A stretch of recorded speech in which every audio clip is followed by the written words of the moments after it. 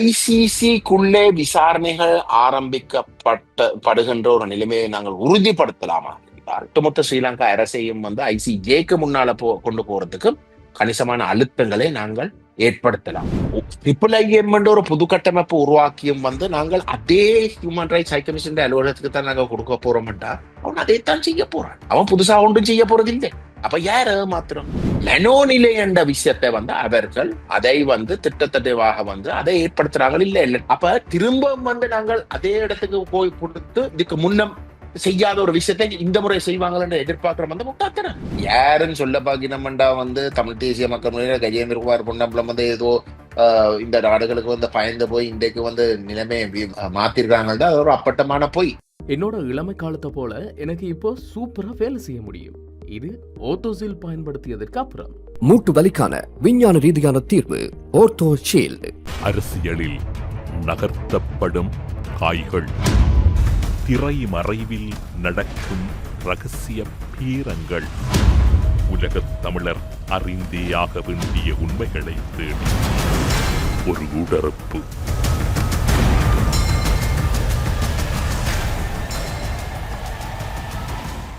தமிழ் தேசிய மக்கள் முன்னணியின் தலைவரும் யாழ் கிளிநொச்சி மாவட்ட நாடாளுமன்ற உறுப்பினருமான கஜேந்திரகுமார் பொன்னம்பலம் அவர்களை இன்றைய ஊடறுப்பு நிகழ்ச்சியோடு இணைத்திருக்கின்றோம். ஊடறுப்பு நிகழ்ச்சியின் சார்பில் உங்களை வரவேற்பதில் மகிழ்ச்சி. வணக்கம். வணக்கம் தமிழரசு. அனைவருக்கும் வணக்கம். உங்கள் மீது கடந்த காலங்களில் ஐநா தொடர்பில் தமிழ் தேசிய மக்கள் முன்னணி அல்லது கஜேந்திரகுமார் பொன்னம்பலம் இவ்வாறான கருத்துக்கள் தான் வலுப்பெற்றிருந்த நிலையில் இன்று நீங்கள் ஈழத்தமிழர்களுக்கு எதிரான நிலைப்பாடு அல்லது முரணான நிலைப்பாடுகளை கையாளுவதான விமர்சனங்களும் தற்போது முன்வைக்கப்படுகின்றன. குறிப்பாக இன அழிப்பு அல்லது ஈழத்திலே இடம்பெற்ற இனப்படுகொலை தொடர்பில் சர்வதேச தீர்ப்பாயம் ஒன்றுதான் இறுதி தீர்வு என்கின்ற ஒரு கருத்தும் அதுதான் முக்கியம் என்கின்ற விடயமும் ஒருபுறம் வலியுறுத்துகின்ற நிலையில் நீங்கள் ஐசிசி, ஐசிஜே ஆகிய கட்டமைப்புகளூடாக இவற்றை விசாரிக்க முடியும், அந்த பொறிமுறைகளை கையாள முடியும் என்கின்ற கருத்தை கூறுகிறீர்கள். நீங்கள் ஒரு விடயத்தை திசை திருப்புகிறீர்கள் என்கின்ற விமர்சனம் முன்வைக்கப்படுகிறது. அது தொடர்பில் உங்களுடைய நிலைப்பாடு? இல்ல, அது ஒரு தவறான புரிதல் தமிழரசு.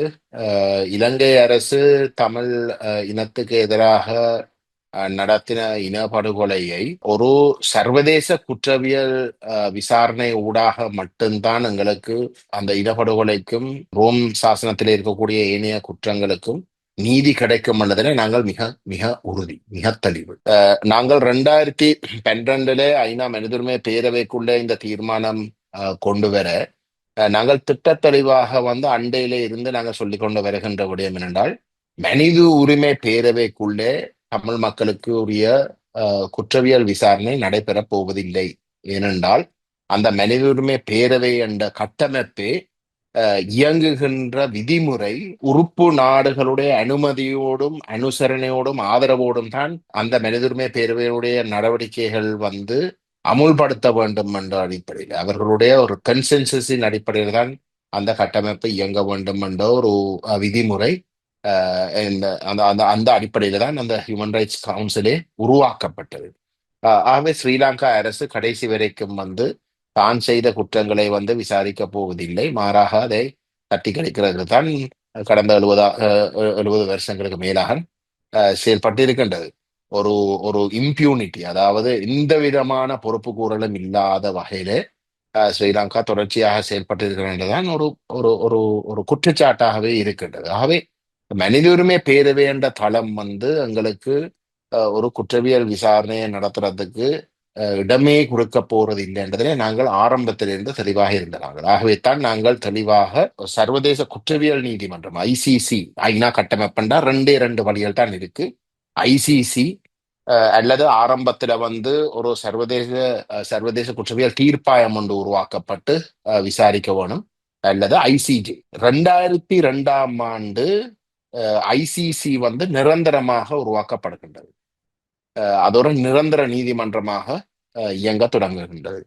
ஐசிசி இயங்க தொடங்கினதுக்கு, அதாவது இன்டர்நேஷனல் கிரிமினல் கோர்ட் உருவாக்கப்பட்டு அது ஸ்தாபிக்கப்பட்டு அது இயங்க தொடங்கினதுக்கு பிறகு ஐநாவுக்குள்ளே சர்வதேச குற்றவியல் தீர்ப்பாயங்களை, ட்ரைபியூனல்ஸ்களை நாடுகளை விசாரிப்பதற்கான அந்த அணுகுமுறையை கைவிடுறார்கள்.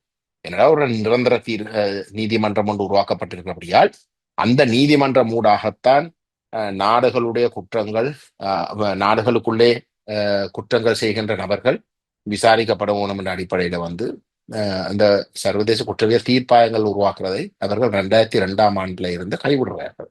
எப்ப அந்த தீர்ப்பாயங்கள் உருவாக்கப்பட்டிருக்கு என்றால், ஒரு குறிப்பிட்ட நாடு ஒரு தீர்ப்பாயம் ஒன்று உருவாக்கப்படுறதை விரும்பி, தங்களுடைய நாட்டுக்குள்ள ஒரு தீர்ப்பாயம் ஒன்று உருவாக்கப்படுறதை விரும்புகிற இடத்துல ஐநாவுடன் ஒரு உடன்படிக்கை ஒன்றை ஏற்படுத்தி அந்த நாட்டுக்குள்ள, இப்போ உதாரணத்துக்கு இலங்கை விரும்பி இலங்கைக்குள்ளே வந்து ஒரு தீர்ப்பாயம் ஒன்றை உருவாக்கி ஒரு விசாரணை நடத்துறதுக்கு இலங்கையுடைய முழு ஆதரவோடு, இலங்கையுடைய அனுசரணையோடு நடக்கிற இடத்துலதான் அந்த தீர்ப்பாயங்கள் வந்து 2002ஆம் ஆண்டுக்கு பிறகு உருவாக்கப்பட்டிருக்கிறது. ஆகவே எங்களுக்கு ஸ்ரீலங்கா அரசாங்கம் இணங்கி செய்ய போகின்ற ஒரு விடயம் வந்து எங்களுக்கு நீதியை கொடுக்க போறது இல்லை. அதுல தெளிவு. அந்த அடிப்படையில் தான் நாங்கள் அந்த தீர்ப்பாயத்தை வலியுறுத்துகின்ற விடயத்தை 2012 நாங்கள் வலியுறுத்தி வந்த பொழுது எங்களுக்கு இந்த விஷயங்கள் அனித்தரமாக வந்து சொல்லப்பட்ட ஒரு நிலையிலே நாங்கள் அந்த தீர்ப்பாயத்தை வலியுறுத்துறதை வந்து நாங்கள் தவிர்த்து நாங்கள் ஐசிசிக்கு கொண்டு போகின்ற இடத்துல வந்து பாதுகாப்பு சபையினுடைய ஒரு ஸ்பெஷல் மெண்டேட்டுடன் அந்த ஐசிசிக்குரிய விசாரணை நடத்தப்பட வேணும் என்று சொல்லப்படுகின்ற இடத்துல அந்த 2002ஆம் ஆண்டுக்கு முன்னுக்கு, அதாவது 2002ஆம் ஆண்டுக்கு அதுக்கு வெள்ளையா நடந்த குற்றங்களையும் சேர்த்து விசாரிக்கக்கூடிய ஒரு மெண்டேட்டை உருவாக்கலாம் என்ற அடிப்படையில் தான் நாங்கள் அந்த ஐசிசி விஷயத்தை சொல்றோம். ஆக குறைஞ்சது 2002ஆம் ஆண்டுக்கு பிறகு நடக்கிற விசாரணைக்கு 2002ஆம் ஆண்டுக்கு முன்னம் நடந்த சம்பவங்களையும் சேர்த்து கருத்தில் கொண்டு 2002க்கு பிறகு நடக்கிற சம்பவங்களுக்கு மட்டும் அந்த குற்றப்பத்திரிகையில வந்து செய்யக்கூடிய ஒரு நிலைமை யாவது நாங்கள் அடையிறதுக்கு, ஆக குறைஞ்சது அதையாவது அடையிறதுக்குரிய ஒரு சந்தர்ப்பத்தை ஏற்படுத்துவோம். மற்றது அரசு, ஸ்ரீலங்கா அரசு தான் உண்மையிலே தமிழினத்துக்கு எதிராக வந்து இந்த இனப்படுகொலையும் மனித குலத்துக்கு எதிரான குற்றங்களும் என்ன சொல்ற அந்த போர்க்குற்றங்களும் செய்து வருகிறது. ஆனால் அந்த நடைமுறையில நபர்கள் ஊடாகத்தான் அந்த ஸ்ரீலங்கா அரசு அந்த அந்த முடிவுகளை இல்லாட்டி அந்த நடவடிக்கைகளை செய்து கொண்டு வருகிறார்கள். நபர்களை குற்றச்சாட்டுகின்ற அதே சமயம் அரசையும் வந்து நாங்கள் பொறுப்பு கூற வைக்க வேணும் என்ற அடிப்படையிலே ஒரு அரசை பொறுப்பு கூற வைக்கிறதா என்றால் அது ஐசிஜே ஊடாக மட்டும்தான் செய்யலாம். ஆனா ஐசிஜேல இருக்கக்கூடிய இப்போதைக்கு இருக்கக்கூடிய எங்களுக்கு இருக்கிற மிகப்பெரிய சவால், ஐசிஜேக்கு போறதுல வந்து ஒரு நாடு தான் ஸ்ரீலங்காவை ஐசிஜேக்குள்ள கொண்டு போகலாம், நபர்கள் கொண்டு போக இயலாது. இல்லாட்டி ஐநா விரும்பி வந்து அதுக்குள்ள கொண்டு போகலாம். இன்னொரு நாடு ஸ்ரீலங்கா அரசுக்கு எதிராக வந்து குற்றச்சாட்டை முன்னிட்டு கொண்டு போகணும். அப்ப இதுதான் எங்களுடைய நோக்கம். எங்களை பொறுத்தவரையில வந்து தீர்ப்பாயம் என்றது இன்றைக்கு நடைமுறை சாத்தியம் இல்லை. அப்படி தீர்ப்பாயம் ஒன்று உருவாக்கப்பட போவதென்றாலும் வந்து அது ஸ்ரீலங்கா அரசினுடைய அனுசரணையோடும் ஆதரவோடும் ஸ்ரீலங்கா அரசு உருவாக்குகின்ற ஒரு தீர்ப்பாயமாகத்தான், ஐநாவுடன் இணைந்து உருவாக்குகின்ற ஒரு தீர்ப்பாயம் தான் இருக்க போகுது. அது எங்களுக்கு பொருந்த போறது இல்லை. அப்ப அந்த அடிப்படையில் தான் நாங்கள் ஐசிசியையும் ஐசிஜேயும் வந்து நாங்கள் தொடர்ச்சியாக வலியுறுத்துறோம். நாங்கள் இந்த தளங்களிலே வந்து ஐசிசியை பொறுத்தவரையில வந்து நான் நினைக்கிறேன் அது உருவாக்கப்பட்ட 2002க்கு பிறகு கணிசமான மாற்றங்கள் ஐசிசி ஊடாக வந்து நடைபெற்று இருக்கின்றது. அவர்களுடைய மெண்டேட்டை வந்து ப்ராசிக்யூட்டர்ஸ் ஆஃபீஸ், அந்த சீஃப் ப்ராசிக்யூட்டர்ஸ் ஆஃபீஸ் வந்து கணிசமாக அதை விரிவுபடுத்தி இருக்கு. அவர்களுடைய மெண்டேட்டை ப்ராடன் பண்ணியிருக்கு. ஆகவே உறுப்பு நாடுகளை மட்டும்தான் விசாரிக்க வேணும் என்ற இடத்துல இருந்து உறுப்பு நாடுகள் இல்லாத நாடுகளும் விசாரிக்கக்கூடிய ஒரு சந்தர்ப்பங்களை அவர்கள் ஏற்படுத்தியிருக்கிறார்கள். உதாரணத்துக்கு மியான்மர் ஒரு நல்ல உதாரணம். மியான்மர்ல வந்து இனப்படுகொலை நடைபெறுகின்றது. இனப்படுகொலைக்கு உள்ளாக்கப்படுகின்ற மக்கள் தப்பி வழியில போகின்ற பொழுது, மியான்மர் ஒரு ஐசிசிக்குரிய ஒரு உறுப்பு நாடு இல்லை. அவர்கள் அந்த ரோம் சாசனத்தை கைச்சாத்திடவில்லை. ஆகவே அவர்கள் ஒரு மெம்பர் ஸ்டேட் இல்லை ஐசிசியில.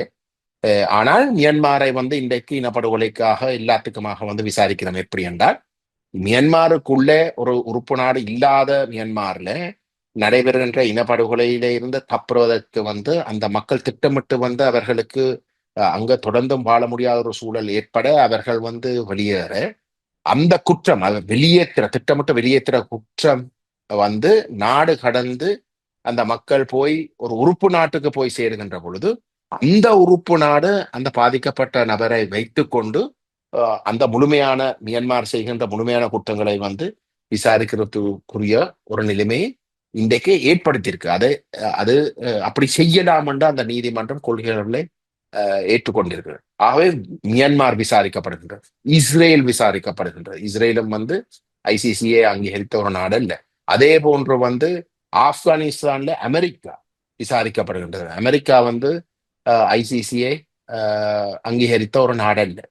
ஆகவே அதே மாதிரி இலங்கையில வந்து நடந்த இனப்படுகொலையில இருந்து தப்புறதுக்கு, நடந்த பாரிய குற்றங்கள்ல இருந்து தங்களுடைய உயிர்களை காப்பாற்றுவதற்கு இங்க வாழவே முடியாத ஒரு நிலையில கணிசமான பாதிக்கப்பட்ட மக்கள் இன்றைக்கு நீங்கள் வாழுகின்ற நாட்டில பிரித்தானியா போன்ற நாடுகள்ல, உறுப்பு நாடுகள், ஐரோப்பாவில் இருக்கக்கூடிய உறுப்பு நாடுகளுக்கு சென்று சைலம் கேட்டிருக்கிறார்கள். ஆகவே அந்த மக்கள் பாதிக்கப்பட்ட மக்கள் என்ற வகையில் அவர்கள் இங்கே இருக்க முடியாத அளவுக்கு அவர்கள் திட்டமிட்டு வெளியேற்றப்பட்ட ஒரு நிலைமை இருக்கின்ற இடத்துல அந்த குற்றத்தை வைத்துக்கொண்டு மெட்ட குற்றம் ஏன் வெளியேற்றப்பட வேண்டி வந்தது, ஏன் வெளியேற வேண்டி வந்தது, என்னடா இனப்படுகொலை நடந்த, போர்க்குற்றம் நடந்த, மனித குலத்துக்கு எதிரான குற்றங்கள் ஸ்ரீலங்கா அரசு செய்யுது.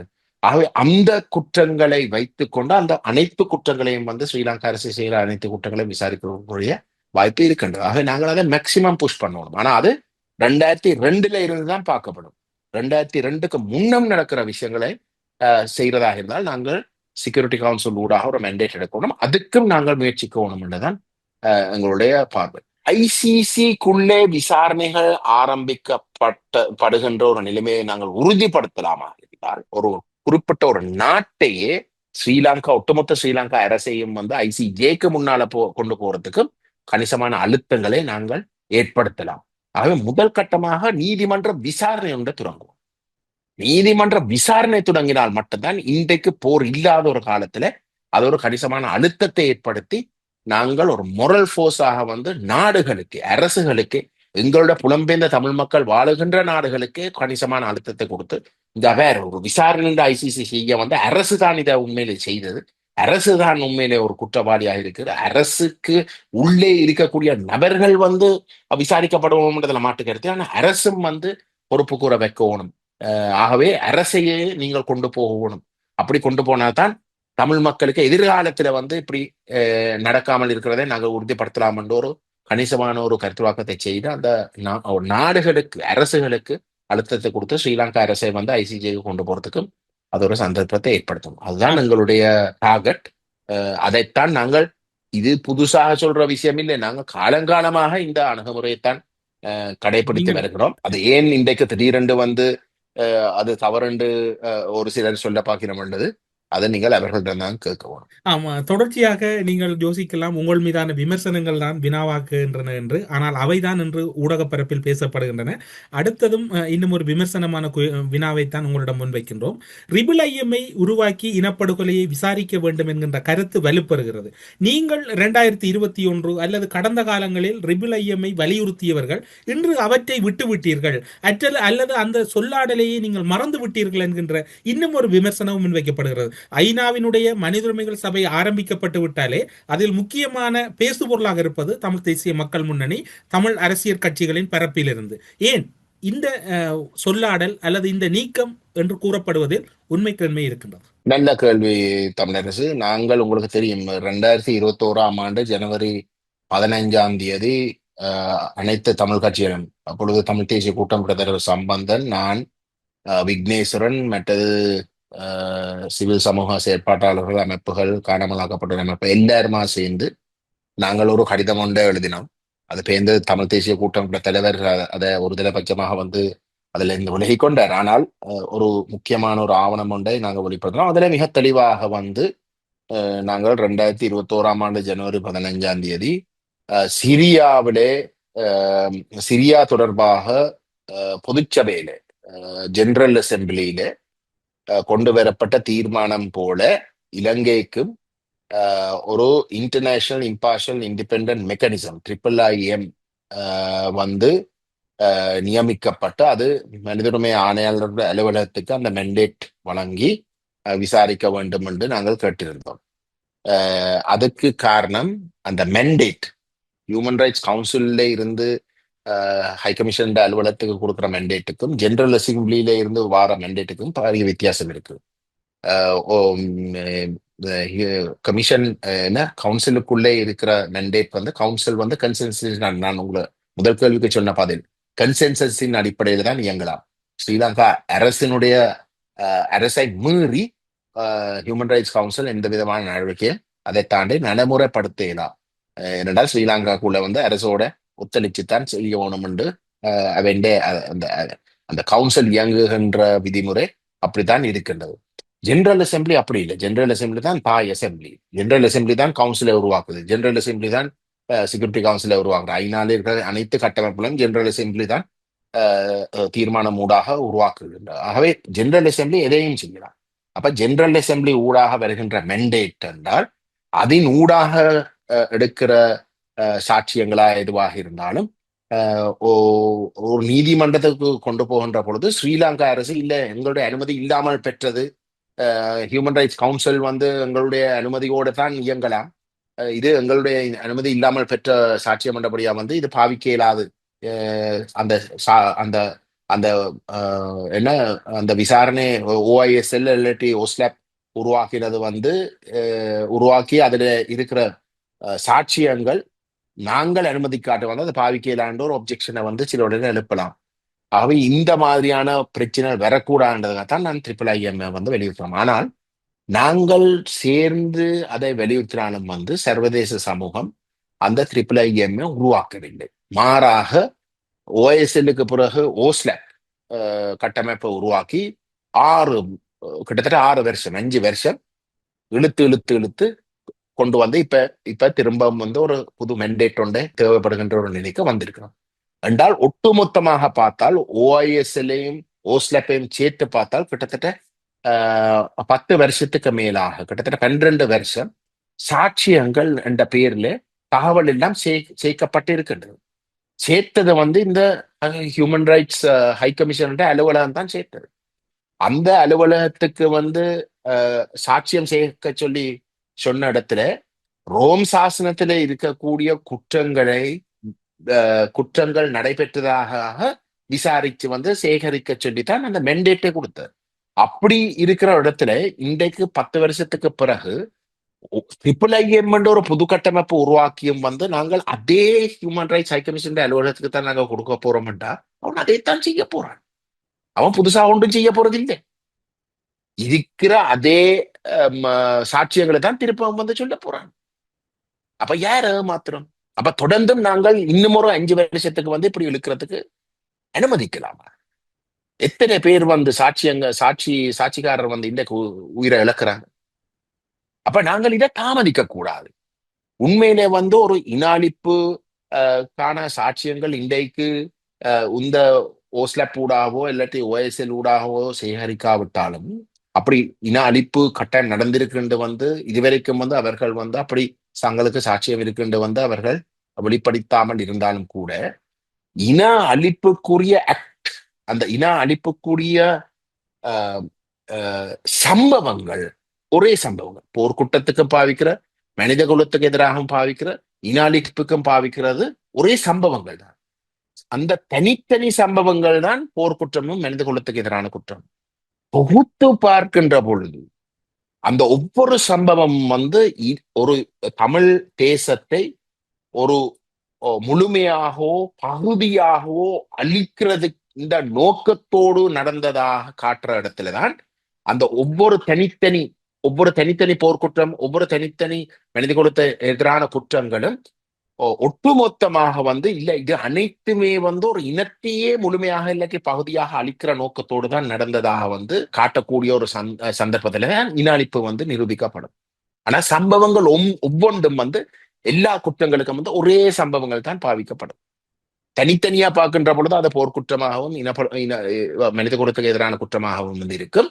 ஆனா தொகுத்து பார்க்கின்ற இது ஒரு பேட்டர்ன் இருக்கு. இது அனைத்து சம்பவங்களும் வந்து ஒரு இனத்தை முழுமையாகவோ பகுதியாகவோ அழிக்கிற நோக்கத்தோடு தான் இந்த ஒவ்வொரு சம்பவம் வந்து கூட்டாக நடந்திருக்கு என்று நாங்கள் காட்டக்கூடிய இடத்துல அது இனப்படுகொலையா வந்து மாறும். அந்த அடுத்த ஸ்டெப் இனப்படுகொலை என்று நிரூபிக்கிறதுக்கு எங்களுக்கு நன்றாக தெரியும் வந்து மனித உரிமை ஆணையாளருடைய அலுவலகத்தூடாக அது நடக்குது இல்லையா. சம்பவங்கள் எல்லாம் அவர்களுக்கு தெரியும். இனி 10 வருஷத்துக்கு மேலா புதுசா வந்து ஒன்றும் கண்டுபிடிக்க போறது இல்லை. அந்த சம்பவங்கள்ட்ட பார்க்க மனோநிலை என்ற விஷயத்தை வந்து அவர்கள் அதை வந்து திட்டத்தட்டவாக வந்து அதை ஏற்படுத்துறாங்க இல்லை இல்லாட்டி அதை அந்த மனோநிலை இருக்கு காட்டலாம் என்ற ஒரு முடிவுக்கு வாராங்க இல்லை.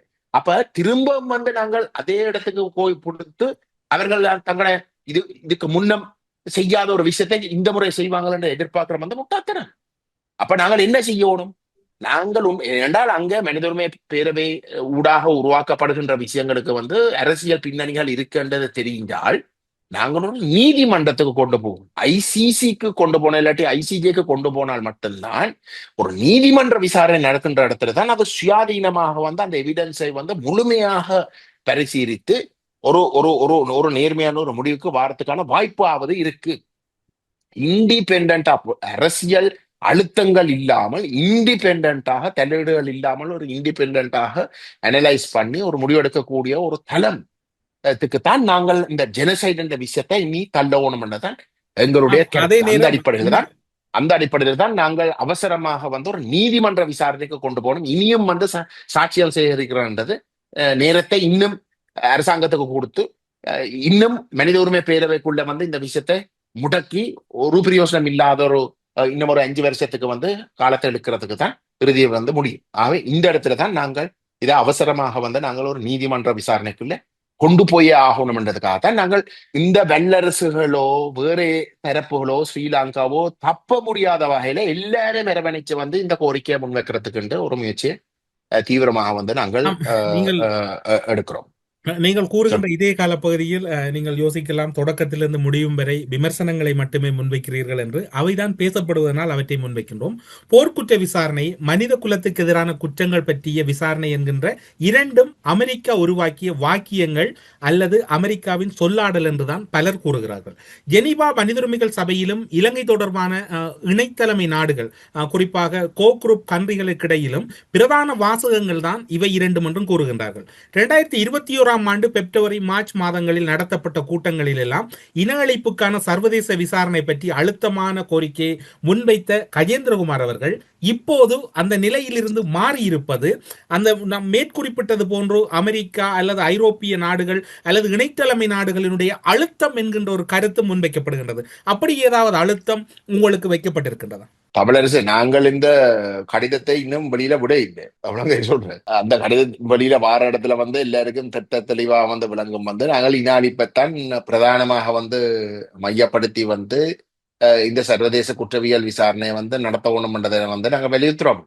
ரெண்டாவது வந்து நாங்கள் இந்த இன மோதல் தொடங்குகிற நாள் என்று, இன மோதல் என்று சொல்ற வந்து இந்த போர் மட்டும் இல்லை, அதுக்கு முதலே வந்து நடந்த அனைத்து சம்பவங்களும் இன பிரச்சனை தொடங்கின நாள் இருந்து ஸ்ரீலங்கா அரசு தமிழினத்துக்கு எதிராக வந்து மேற்கொள்கின்ற அனைத்து குற்றங்களையும் வந்து உள்வாங்கிதான் ஸ்ரீலங்கா அரசினுடைய செயல்பாடுகளை வந்து முழுமையாக விளங்கி கொள்ளக்கூடியதா இருக்கும். ஆகவே அந்த அந்த ஒரு டைம் லைன் பின்னுக்கு போய் வந்து அந்த அனைத்து விஷயங்களையும் கருத்தில் கொண்டுதான் இந்த இலங்கை அரசுடைய குற்றங்கள் தொடர்பான ஒரு முடிக்கு வரணும் என்ற விஷயத்தை வந்து நாங்கள் தெளிவாக வந்து அந்த அடிப்படையில தான் இந்த விசாரணைகள் நடத்த வேணும் என்றதையும் நாங்கள் வலியுறுத்திருக்கிறோம்.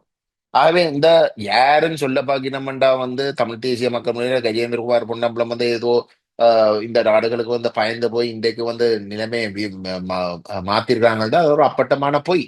அது ஒரு அப்பட்டமான பொய். இன்றைக்கும் வந்து நாங்கள் தெளிவாக வந்து சொல்ற விஷயம் என்னென்றால் வந்து சர்வதேச குற்றவியல் விசாரணை ஊடாக மட்டும்தான் வந்து தீர்வு கிடைக்கும். செம்மணி, உதாரணத்துக்கு செம்மணி தமிழரசு கட்சியுடைய தலைமைத்துவம் சி.வி.கே. சிவஞானமும் சுமந்திரனும் வந்து அனுரகுமாருக்கு எழுதி அந்த அனுரகுமார இந்த விஷயங்களை கையாள வேணும், இப்படிதான் கையாள வேணும் என்று ஒரு உள்ளக விசாரணைக்கு வந்து எழுதின இடத்துல நாங்கள் அதை கண்டித்து நாங்கள் அதை திருத்த வேணும் என்றதுக்காக வந்து நாங்கள் அவசரமாக வந்து அவர்களையும் அழைத்து, தமிழரசு கட்சியின் தலைமைத்துவத்தையும் அழைத்து நாங்கள் ஒரு சர்வதேச குற்றவியல் விசாரணையை நோக்கித்தான் இதை கொண்டு போகணும். ஸ்ரீலங்கா தப்புறத்துக்கு வந்து இல்லாட்டி இந்த சர்வதேச சமூகம் என்கிற விஷயத்தை வெறுமனே ஒரு அழுத்த கருவியாக பயன்படுத்தி தொடர்ந்தும் வந்து ஒரு உள்ள விசாரணை வலியுறுத்துறதுக்குரிய சந்தர்ப்பத்தை நாங்கள் ஏற்படுத்தக்கூடாதுக்காகத்தான் நாங்கள் 2 ஞாயிற்றுக்கிழமைகளுக்கு முன்பதாக வந்து அனைத்து தரப்புகளையும் அரவணைச்சு வந்து இந்த நிலப்பாட்டை வலியுறுத்தோம்னு நாங்கள் சொல்றோம். ஆகவே நாங்கள் எங்களுடைய கடிதத்தை வந்து நாங்கள் வெளியில விடுறதுக்கு முன்னமே வந்து இப்படிப்பட்ட கருத்துருவாக்கம் யாரும் செய்யணும்டா வந்து நான் நினைக்கிறேன் அவை வந்து அந்த நாங்க செய்ய போற விஷயத்த வந்து ஏதோ ஒரு வகையில டேமேஜ் ஆக்கி அதன் முக்கியத்துவத்தை வந்து குறைக்கிறதுக்காக வந்து ஒரு முயற்சியை செய்யணும். ஆனா பாவம் அவங்க அந்த இந்த விமர்சனத்தை முன்வைக்கிற தரப்பை பற்றி வந்து நான் பாவம்னு தான் யோசிக்கிறேன். அந்த அளவுக்கு அவர்கள் விமர்சிக்க முடியாத ஒரு நிலையில வந்து அப்பட்டமான பொய்களை சொல்லி அவர்கள் ஏதோ ஒரு வகையில் வந்து ஒரு கருத்துராக செய்கிறதாக தான் அவர்கள் பலவீனப்பட்டு போய் இன்றைக்கு இருக்கிறார்கள் என்று தான் சொல்லுவோம். இப்போதைய சூழ்நிலையில் நீங்கள் கையாளுகின்ற பொறிமுறை அல்லது உங்களுடைய நடவடிக்கைகள் சிவில் சமூகங்களுடைய கலந்துரையாடல்களை கடந்து இலங்கை அரசு இன்னும் ஒரு கால அவகாசத்தை கோருவதற்கான திரைமறைவில் பெரும் ராஜதந்திர நடவடிக்கைகள் இடம்பெற்றுக் கொண்டிருக்கின்றன. அதில் குறிப்பாக இலங்கையில் இருக்கக்கூடிய வெளிநாட்டு ராஜதந்திரிகளும் சிலரும் உடன்பாட்டோடு இருப்பதாக கூறப்படுகின்றது. கால அவகாசம், புதிய நாடு அல்லது புதிய ஒரு ஒழுங்குமுறைக்குள் செல்லுகின்ற அரசு என்பதால் இவர்கள் புதியவர்கள் இலங்கையின் ஆட்சிக்கு கால அவகாசம் வேண்டும் என்கின்ற ஒரு திரைமறைவான நிகழ்ச்சி நிரல் பிரித்தானியாவில் ஆரம்பிக்கப்பட்டு விட்டது. இணைத்தலைமை நாடுகளுக்கு இடையில் ஆரம்பிக்கப்பட்டு விட்டது. ஐநா மனித உரிமைகள் சபையில் பிரதான நிகழ்ச்சி நிரலில் கூட ஈழத்தமிழர்கள் விவகாரம் இல்லாமல் இருக்கின்றது. அதனை ஒரு அரசியல் தலைமை என்பதை கடந்து ஒரு மனித உரிமைகள் தொடர்பாக தொடர்ச்சியாக வலியுறுத்துகின்றவர் என்கின்ற வகையில் எப்படி பார்க்கிறீர்கள்? இதுல அதுல மாற்று கருத்து இல்ல தமிழரசு. உண்மையிலே வந்து இன்றைக்கு இந்த ஐநா மனிதுரிமை ஆணையாளருடைய அலுவலகம் கூட, ஆணையாளர் உட்பட அவர்களுடைய செயல்பாடுகள், அவர்கள் நடந்து கொள்ற வந்து ஒரு கடும் ஏமாற்றத்தை கொடுக்கறதா தான் இருக்கு. ஆணையாளர் இங்க வந்து வெளிக்கிட்டு போற நேரம் வந்து அவர் ஊடகங்களுக்கு தெரிவித்த கருத்துக்களை பார்த்தால் உண்மையிலே ஒரு கடும் ஏமாற்றத்தை கொடுக்கிற ஒரு விஷயமா தான் இருக்கு. அவர் ஒரு நம்பிக்கை, அரசாங்கம் மீது ஒரு நம்பிக்கை ஏற்படுத்துகின்ற வகையில தான் அந்த கருத்துக்களை சொல்லியிருக்கிற.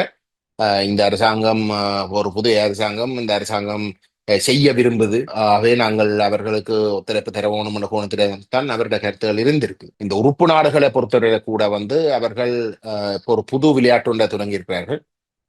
அதுல இந்த அரசாங்கம் அறிவிச்சிருக்க, உத்தியோகபூர்வமாக அறிவிச்சிருக்க வந்து இந்த சட்டமா அதிபருடைய திணைக்களத்தைக்கு விட்டு ஒரு இண்டிபெண்டன்ட் ப்ராசிக்யூட்டர்ஸ் ஆஃபீஸ் ஒன்றை தாங்கள் ஸ்தாபிக்க போவதாக. ஆகவே அது இலங்கை நீதித்துறையில வந்து ஒரு மிக முக்கியமான ஒரு மாற்றம். அது ஒரு நம்பிக்கை கொடுக்கக்கூடிய வகையிலே இந்த விசாரணைகளை, வழக்குகளை நடத்தும் சந்தர்ப்பத்தை ஏற்படுத்தும் என்ற ஒரு கருத்தை வந்து தீவிரமாக அரசாங்கம் பரப்புது. அந்த கருத்துக்களை வந்து உறுப்பு நாடுகள், இந்த கோ குரூப் உட்பட இந்த உறுப்பு நாடுகளும் இந்த மனித உரிமை ஆணையாளர் அலுவலகமும் அது ஒரு மிக முக்கியமான ஒரு விடயமாக கொண்டு வர பார்க்குது. அது தமிழருடைய இதுவரைக்கும் பொறுப்பு கூறுகின்ற விடயம் சார்ந்த ஒரு முன்னேற்றம் இல்லாத நிலையிலே இந்த புதிய அலுவலகம் ஸ்தாபிக்கப்படுற இடத்துல வந்து ஒரு உள்ளக விசாரணை ஊடாக விஷயங்கள் சரியாக கையாளப்படுறதுக்கான வாய்ப்பும் இருக்கு. ஆகவே நாங்கள் அதுக்கு ஒரு சந்தர்ப்பத்தை கொடுக்கணும் என்ற அடிப்படையில் தான் அவர்கள் ஒரு கருத்துருவாக்கத்தை வந்து இன்றைக்கு செய்து அது வரப்போற செப்டம்பர் மாதம் ஜெனீவாவில வந்து பிரதிபலிக்கக்கூடிய வகையிலே சப்போர்ட்டை தேடிக்கொண்டிருக்கிறார்கள். கணிசமான எங்களுடைய பாதிக்கப்பட்ட அமைப்புகளிடமும் வந்து இந்த கருத்துக்களை அவர்கள் திணிக்க பார்க்கிறார்கள். ஆனால் நாங்கள் அதை முற்றிலும் எதிர்க்கிறோம். எங்களுக்கு இருக்கக்கூடிய கவலை என்னென்றால் வந்து தமிழரசு கட்சியுடைய ஒரு பாராளுமன்ற உறுப்பினர், நினைக்கிறேன் சாணக்கியன், பாராளுமன்றத்துல வந்து ஒரு செம்மணி தொடர்பாக ஒரு ஒத்திவைப்பு பிரேரணையை கொண்டு வந்தவர். அந்த பிரேரணையிலே வந்து அவருடைய கடைசி கோரிக்கையாக வந்து இந்த இண்டிபெண்டன்ட் ப்ராசிக்யூட்டர்ஸ் ஆஃபீஸ் வந்து சர்வதேச கண்காணிப்போடு இயங்குறதை வந்து தாங்கள் இந்த செம்மணி விவகாரத்துக்கும் வந்து அவசியம் என்று சொல்லி வெளியிட்டிருக்கிறார்கள். அதன் ஊடாக வந்து செம்மணி விஷயங்களும் வந்து கையாளப்படும். அப்ப இது எந்த அளவுக்கு ஒரு ஆபத்தான விஷயம் என்றால், சரித்திரத்துல முதல் தடவையாக நாங்களும் சேர்ந்து ஒரு உலக விசாரணைக்கு வந்து ஒரு சர்வதேசம் எல்லாருமா சேர்ந்து நாங்களும் சேர்ந்து வந்து அதுக்கு ஒரு சந்தர்ப்பத்தை கொடுக்கறதுக்கு வந்து விரும்புறோம் என்ற மாதிரியான ஒரு தோற்றப்பாடை காட்டுறதுக்கும் பெரிய அளவில் வந்து உதவ போகுது. ஏனென்றால் தமிழரசு கட்சிக்கு 8 பாராளுமன்ற உறுப்பினர்கள், அரசாங்க தரப்புக்கு வந்து 8 தமிழ் பாராளுமன்ற உறுப்பினர்கள் இருக்கிறார்கள். ஒட்டுமொத்தமாக வந்து 19 பாராளுமன்ற உறுப்பினர்கள வந்து 3 உறுப்பினர்கள் அர்ச்சனா என்ன செய்ய போறான்னு தெரியா.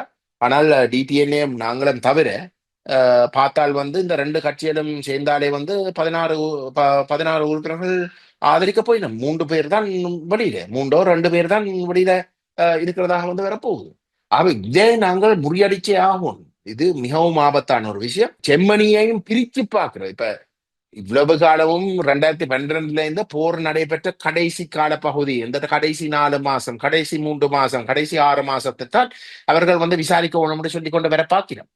அப்ப இன்றைக்கு செம்மணி திரும்ப வந்து பெரிய அளவில வந்து வெளிவந்திருக்கிற ஒரு இடத்துல கிட்டத்தட்ட 30 வருஷத்துக்கு முன்னால வந்து நடந்த ஒரு படுகொலை சாட்சியம் வந்து வெளிவந்திருக்கிற ஒரு நிலையில 100 உடல்கள் வந்து கண்டுபிடிக்கப்பட்டு இன்னும் கண்டுபிடிக்கிறதுக்கான வாய்ப்புகள் நிறைய இருக்கிற இடத்துல எங்களுக்கு ஒரு மிகப்பலமான ஒரு சந்தர்ப்பம் கிடைச்சிருக்கு. வந்து இந்த கடைசி போர் நடைபெற்ற கடைசி பகுதி மட்டும் இல்ல, செம்மணி உட்பட பின்னுக்கு இந்த நாங்கள் குறிப்பிடுற மாதிரி இந்த இனப்பிரச்சனை தொடங்குற நாள்ல இருந்து தமிழருக்கு நடந்த இன குற்றங்கள் அனைத்தையும் தொகுத்து பார்க்கக்கூடிய சந்தர்ப்பத்தை செம்மணி கொடுத்திருக்கு. ஆகவே நாங்கள் அதை வேறுபடுத்தி பார்க்கிறத விட்டு நாங்கள் அதையும் வந்து இந்த போர் விசாரணை, இந்த போர்க்காலம் நடந்ததும் அதுக்கப்புறம் இனப்பிரச்சனை தொடங்கின காலத்திலிருந்து ஆயுதம் மீந்தின போராட்டம் தொடங்குறதுக்கு முன்னே காலத்தில் நடந்த குற்றங்களையும் சேர்த்து பார்க்கறதுக்குரிய ஒரு சந்தர்ப்பத்தாகத்தான் நாங்கள் இதை பயன்படுத்தணும். ஆனால் அது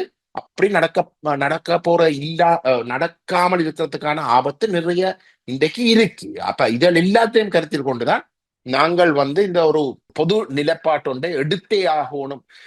அதுக்கு வந்து விசேஷமாக வந்து தமிழரசு கட்சியையும் இதுக்குள்ள உள்வாங்கி ஆகணும் என்ற அடிப்படையில வந்து நாங்கள் செயல்பட்டு கொண்டு வருகிறோம். கூடறுப்பு நிகழ்ச்சியில் இணைந்து கொண்டு ஐநா மனித உரிமைகள் சபையினுடைய நெருக்கடி நிலையும் அதனை பின்பற்றுகின்ற அல்லது அதன் தொடர்பான நடவடிக்கைகள் மேற்கொள்ளுகின்ற அரசியல் கட்சிகள் எவ்வாறான வகையில் செயற்படுகின்றது, தமிழ் தேசிய மக்கள் முன்னணி அல்லது தமிழ் தேசிய மக்கள் முன்னணியோடு இணைந்திருக்கின்றவர்களின் நிலைப்பாடுகள் என்ன என்கின்ற மிக முக்கியமான கருத்துக்களை பொறுப்புமிக்க நேரத்தில் ஊடறுப்பு நிகழ்ச்சியின் வாயிலாக வெளிப்படுத்தியமைக்கு சிறப்பு நன்றிகளோடு உங்களிடம் விடைபெற்றுக் கொள்கிறோம். நன்றி, வணக்கம். நன்றி, வணக்கம். அரசியலில் நகர்த்தப்படும் காய்கள், திரைமறைவில் நடக்கும் ரகசிய பீரங்கள், உலகத் தமிழர் அறிந்தேயாக வேண்டிய உண்மைகளை தேடி ஒரு ஊடறுப்பு.